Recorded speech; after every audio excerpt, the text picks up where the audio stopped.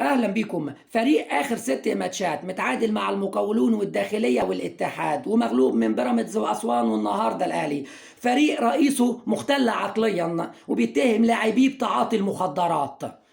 مدربه الشيخوخه والزهايمر بينسوه انه مغلوب بنفس الخطه في الماتش اللي فات. سبحان الله، القيد كان مقفول علينا 4 فترات، ولما اتفتح القيد بالسلامه المفروض نجيب اجمد صفقات. لا، جبنا سامسون من بنين وزكريا الوردة من المغرب ومصطفى حلاوة والشهيد ابراهيم انضايا.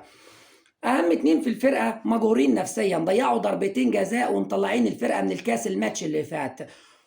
وكنا معتقدين وعشمانين في 100 عقبة ان احنا ممكن نكسب الاهلي المستقر والمتصدر والمستقر فنيا وخططيا ونفسيا. ماذا نحن ندخن في 100 عقبة؟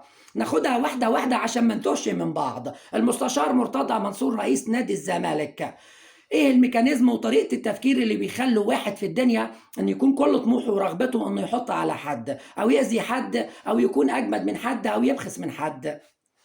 المفروض انك بتشوف نفسك وقيمتك اعلى بكتير من ان انت تحط حد يكون هدف ليك. حقيقي لو انت في نفسك ودماغك حد شاغلها غير نفسك، انت محتاج تقعد مع نفسك وتسوي امورك بعيد عننا. امير مرتضى منصور، اسوأ موسم تعاقدات، اسوأ صفقات، والمستشار شغال هري على القنوات وفي الفيديوهات ومع اجدد الفيديوهات. شوية فشل ضيعتوا النادي.